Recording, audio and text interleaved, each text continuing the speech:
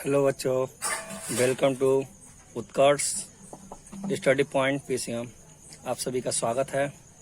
आज मैं कक्षा 10 के पहले पार्ट वास्तविक संख्याएं के पहले एक्सरसाइज का तीसरा क्वेश्चन बताने जा रहा हूं।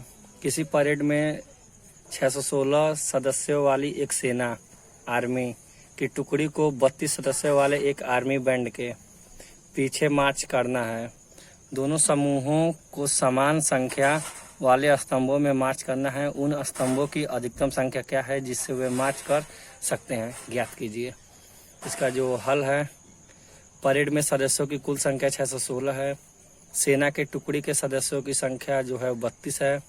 स्तंभों की अधिकतम संख्या बराबर, जो इसका यह CF होगा 616 और 32 का, यही इसका आंसर हो जाएगा।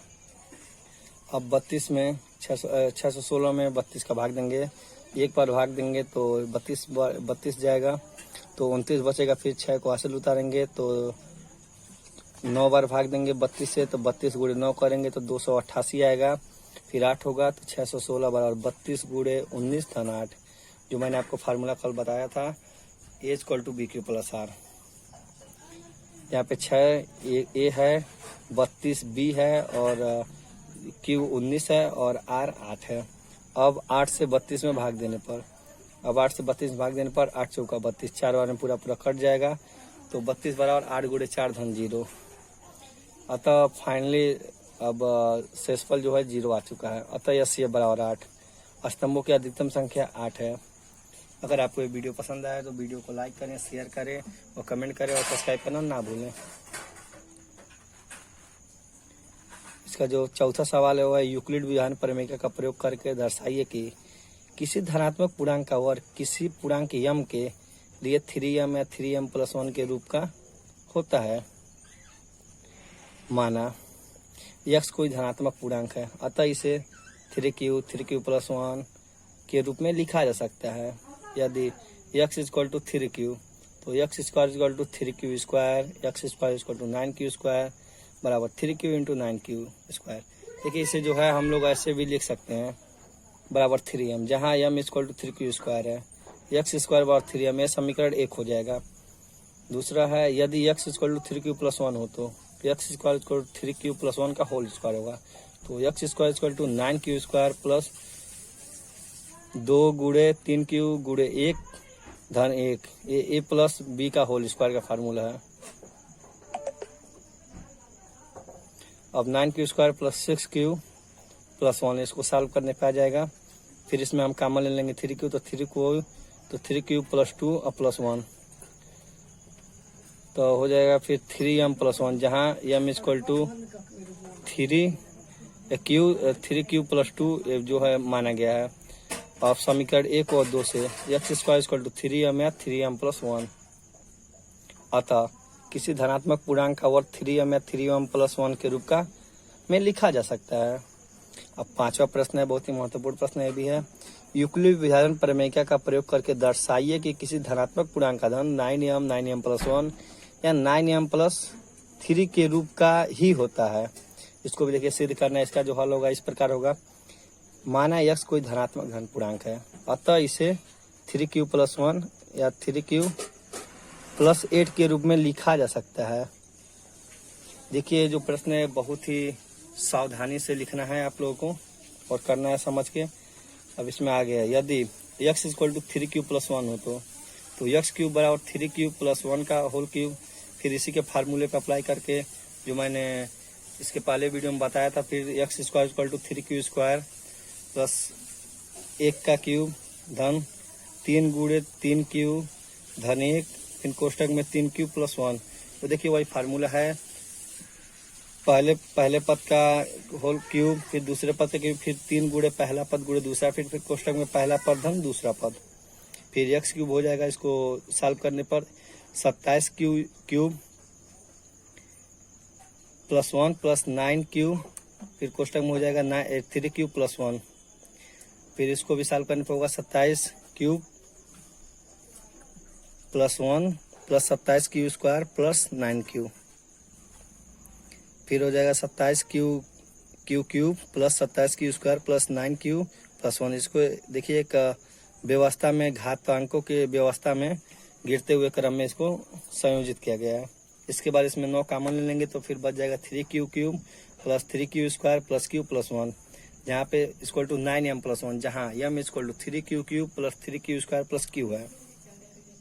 अब यदि x equal to 3q plus 2 हो तो x cube equal to 3q plus 2 का whole cube plus x cube equal to 3q cube plus 2 plus 3 गुणे 3q गुणे 2, फिर कोष्टक में 3q प्लस 2, फिर 27 को बराबर करने पर सॉल्व करने पर 27q cube plus 8 plus 18q plus 3q plus 2, फिर इसको सॉल्व करने पर हो जाएगा 27q cube plus 8 plus 54q square plus 36q, फिर इसको क्रम में करने पर होगा 27q cube plus 54q square plus 36q plus 8, फिर इसके बाद 9 कॉमन लेने पर हो जाएगा 3q cube plus 6q square plus 4q plus 8, यहाँ पे 9m प्लस 8 आंसर हो जाएगा, जहाँ m एक पूर्णांक है। देखिए इसको लिखना बहुत जरूरी है यदि परीक्षा में आपका आया तो, इसलिए किसी धनात्मक पूर्णांक का धन 9m या 9m प्लस 1 या 9m प्लस 8 के रूप का होता है। इसी प्रकार आप इसे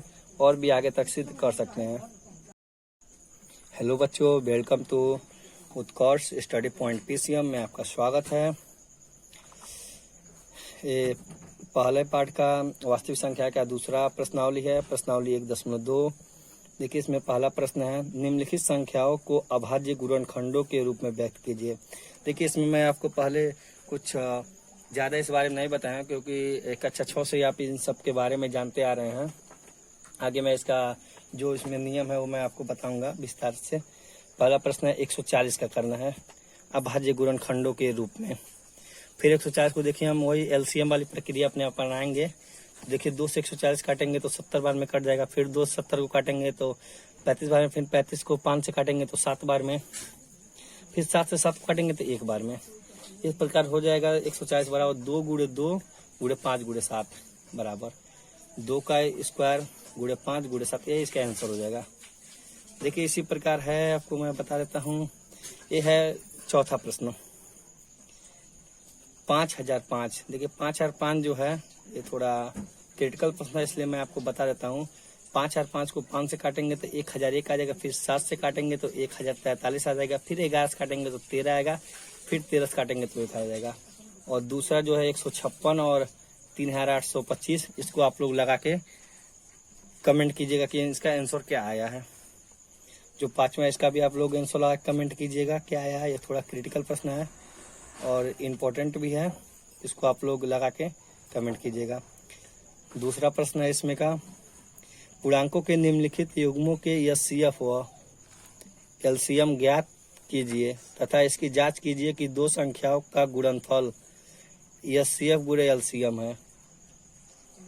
अगर आपको ये वीडियो पसंद आए तो वीडियो को लाइक करें, शेयर करें और कमेंट करें और चैनल सब्सक्राइब करना ना भूलें। देखिए इसमें दूसरे का पहला प्रश्न है 26 और 91 का। इसमें हमको प्रूफ क्या करना है, एलसीएम गुणे एचसीएफ। तो पहला अंक है जो 26 है, दूसरा 91 है। तो 26 का हम लोग अभाज्य गुणनखंड निकालेंगे तो 2 गुणे 13 हो जाएगा। 91 का निकालेंगे तो 7 गुणे 13 हो जाएगा। ऐसा एचसीएफ 13 हो जाएगा। जो भी इसमें बड़ी संख्या रहती है जो दोनों में मिलता है वही एचसीएफ होता है। तथा एलसीएम हो जाएगा 2 गुणे 7 गुणे 13। एलसीएम वो संख्याएं होती हैं जो सबके गुणनफल के बराबर हो, छोटी छोटी संख्याओं के। तो बराबर हो जाएगा 14 गुणे 13, 7 दूना 14 और गुणे 13 बराबर 182। अगर दोनों संख्याओं का गुणनफल बराबर 26 गुणे 91, ये तो हमारी संख्या दी हुई है। इसका आंसर हो जाएगा 2366। और एलसीएम गुणे एचसीएफ बराबर इसका आया है 182। एलसीएम आया और एचसीएफ आया 13। इसका भी हो जाएगा, गुणा करेंगे 182 का 13 में तो 2366। तो इसलिए दोनों संख्याओं का गुणनफल एलसीएम गुणे एचसीएफ होगा। ये हो गया हमारा हेंस प्रूफ। देखिए ठीक इसी प्रकार है 510 और 92 का, जो आप लोग इसी प्रकार लगा सकते हैं। उसके बाद है 636 और 54 का, जो आप लोग इसी प्रकार लगा सकते हैं। अगर आपको ये लगाने में कठिनाई आती है तो देखिए इसका जो सोल्यूशन है मैंने लिख दिया है। इसको आप लोग वीडियो स्किप करके या वीडियो को रोक कर आप लोग देख के लगा सकते हैं। या ना आए तो कमेंट करें मेरे व्हाट्सएप नंबर पे या यूट्यूब पे, मैं आपको हर संभव मदद करूंगा। देखिए जो तीसरा इसमें का प्रश्न है, अभाज्य गुणनखंडन विधि द्वारा निम्नलिखित पूर्णांकों के एचसीएफ और एलसीएम ज्ञात कीजिए। इसका जो पहला है 12, 15 और 21। तो 12 बराबर हो जाएगा इसका अभाज्य गुणनखंड हम लोग ज्ञात करेंगे तो 2 गुणे 2 गुणे 3 बराबर 2 का स्क्वायर गुणे 3। 15 का हो जाएगा 2 गुणे 3 गुणे 5, इसका हो जाएगा 2 गुणे 3 गुणे 5 ही। 21 का होगा 3 गुणे 7, 3 गुणे 7 ही होगा। इसका एचसीएफ होगा 3, चूंकि देखिए 1 2 3 3 तीनों में है, 2 नहीं है। एलसीएम हो जाएगा 2 का स्क्वायर गुणे 3 गुणे 5 गुणे 7 बराबर 4 गुणे 3 गुणे 5 गुणे 7। देखिए 4 3 12, 12 5 60 और 60 छक्के 420 हो जाएगा, इसका आंसर हो जाएगा। देखिए इसी प्रकार है आपका दूसरा है 17, 23 और 29 का। देखिए इसी प्रकार इसका भी एलसीएम कर देंगे हम। इसका भी आंसर आ गया है 11,339। इसी प्रकार तीसरा है ठीक इसी प्रकार 8 9 और 25। इसका भी हम लोग लगाने पे आंसर इसका भी आ गया 1800। आप लोग इसको लगाइए और ना है तो कमेंट कीजिए यूट्यूब चैनल पे, मेरे व्हाट्सअप नंबर पे। वीडियो डिस्क्रिप्शन में मेरा व्हाट्सअप नंबर दिया हुआ है लास्ट में। चौथा प्रश्न है एचसीएफ 306 और 657 बराबर 9 दिया है तो एलसीएम 306 और 657 ज्ञात कीजिए एचसीएफ। तो 306 और 657 का जो एचसीएफ है वो 9 है तो एलसीएम बराबर 306 और 657 बराबर होता है पहली संख्या मतलब एलसीएम पहली संख्या गुणे दूसरी संख्या बटे एचसीएफ। तो इस फार्मूला होता है, मैं आपको फिर बता दूंगा। 306 गुणे 657 इसका एचसीएफ 306 और 657। तो देखिए इसका 306 को 306 ही लिख देंगे, 657 जो इसका दोनों का एचसीएफ है 9 जो यहाँ पे दिया है उसी को लिख देंगे। तो देखिए 9 से 306 34 बार में कट जाएगा 657, तो इसका गुणा करेंगे तो आपको मिल जाएगा 22,338। इसका आंसर हो जाएगा। देखिए इसी प्रकार एक और है, जांच कीजिए कि क्या किसी प्राकृतिक संख्या n के लिए संख्या 6n अंक 0 पर समाप्त हो सकती है। हल अतः 6 का अभाज्य गुणनखंड 2 गुणे 3, इसलिए 6n बराबर 2 गुणे 3n। यदि किसी n के लिए संख्या 6n 0 पर समाप्त होती है तो 5 से विभाज्य होगी। देखिए इसमें करना कुछ नहीं है, बस थोड़ा सा लिखना है, बस आपको समझ कर लिखना है। अर्थात 6n के अभाज्य गुणनखंड में अभाज्य संख्या 5 आनी चाहिए। यह संभव नहीं है क्योंकि 6n बराबर 2 गुणे 3n है, इसी कारण 6n का गुणनखंड में केवल अभाज्य संख्या 2 व 3 ही आ सकती है। अतः स्पष्ट है कि किसी संख्या n नहीं है, इसके लिए 6n अंक 0 पर समाप्त होगी। ये 6वां प्रश्न है, ये भी बहुत ही अच्छा प्रश्न है। व्याख्या कीजिए कि 7 गुणे 11 गुणे 13 धन 13 और 7 गुणे 6 गुणे 5 गुणे 4 गुणे 3 गुणे 2 गुणे 1 धन 5 भाज्य संख्या क्यों है। देखिए ये भी बहुत ही लाजवाब प्रश्न है। इसका हल जो इस प्रकार है 7 गुणे 11 गुणे 13 धन 13। तो इसको हम 13 जो है इसको इसमें दोनों में कॉमन ले लेते हैं तो 13 बराबर हो जाएगा 7 गुणे 11 धन 1। तो 13 बराबर 77 धन 1 और 13 गुणे 78 बराबर 1024 जो कि भाज्य संख्या है। और इसी प्रकार है 7 गुणे 6 गुणे 5 गुणे 4 गुणे 3 गुणे 2 गुणे 1 गुणे धन 5। तो 5 ले लेंगे इसमें 7 गुणे 6 गुणे 5 गुणे 3 गुणे 2 धन 1 तो बराबर हो जाएगा 5 इन कोष्टक में 84 गुणे 12 धन 1 बराबर हो जाएगा 5 इन कोष्टक में 108 1 धन 1 बराबर हो जाएगा 5 गुणे 1009 बराबर 5045 जो कि भाज्य संख्या है। देखिए इस प्रकार इसका भी सॉल्व हो जाएगा। देखिए इसके बाद जो अंतिम प्रश्न है वो इबारती वाला प्रश्न है, इसको ध्यान से आप लोग पढ़िए। किसी खेल के मैदान के चारों ओर एक वृत्ताकार पथ है। इस मैदान के चक्कर लगाने में सोनिया को 18 मिनट लगते हैं, जबकि इसी मैदान का एक चक्कर लगाने में रवि को 12 मिनट लगते हैं। मान लीजिए कि वो दोनों एक ही स्थान और एक ही समय पर चलना प्रारंभ करते हैं, तो एक ही दिशा में चलते हैं तो कितने समय बाद वो पुनः प्रारंभिक स्थान पर मिलेंगे। अगर आपको ये वीडियो पसंद है तो वीडियो को लाइक शेयर कमेंट और सब्सक्राइब कीजिए चैनल को। अगर आपको लगता है कि ये मैं थोड़ा फास्ट पढ़ा देता हूँ तो इसके बारे में आप कमेंट किए, मैं आगे से आपको थोड़ा स्लो पढ़ाने की कोशिश करूँगा। देखिए इसका जो हल है इस